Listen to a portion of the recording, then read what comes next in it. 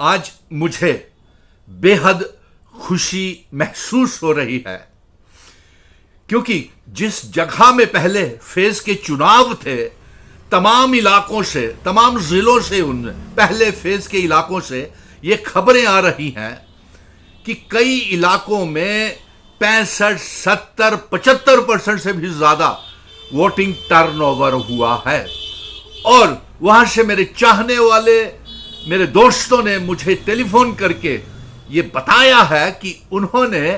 ये जो वोटिंग की है वो इस बात को लेकर के वोटिंग की है कि भारतीय जनता पार्टी ने जो हमारा आर्टिकल 370, 35 से रियासत को तोड़ करके, हमारा बंटवारा करके यूनियन टेरिटरी बनाया,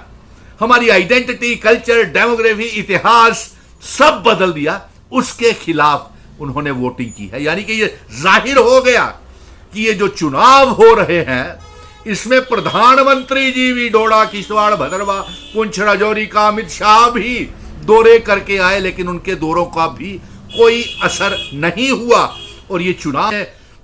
रिकॉर्ड टर्नओवर वोटिंग 75% तक भी देखने को मिली है। और ये वोटिंग,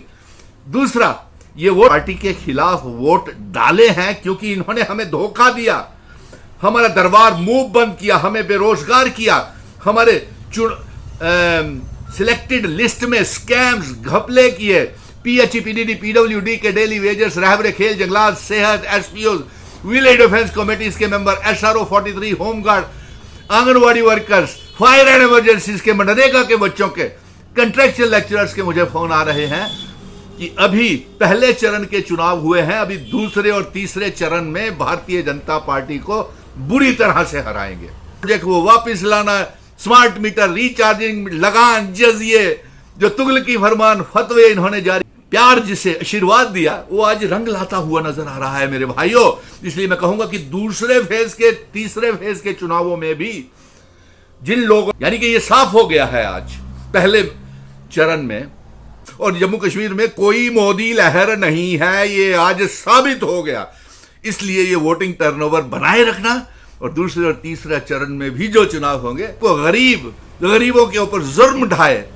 और हमारे बच्चों को बेरोजगार किया, किसी को पका तक नहीं किया। और ये सबसे अमीर पार्टी है, इनके उम्मीदवार सबसे ज्यादा अमीर निकले,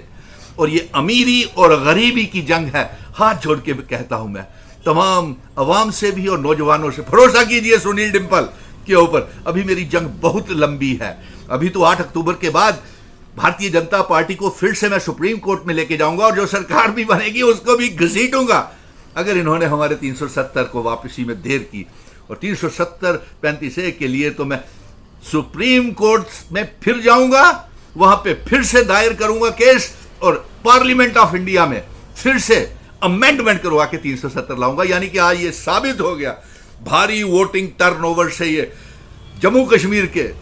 हिंदू, मुस्लिम, सिख, ईसाई, गुज्जर, बकरवाल, चिनावली, पीर पंजाल, पहाड़ी, कश्मीरियों ने, और आने वाले दिनों में जम्मू के लोग ये बताएंगे कि ये जंग सीधी की सीधी और तो मुद्दों के ऊपर है ही है, अपने जम्मू कश्मीर की आवाम के ऊपर, वो मुझे निराश नहीं करेंगे। क्योंकि आज मैं सबसे ज्यादा खुश हूं इतनी वोटिंग देख करके,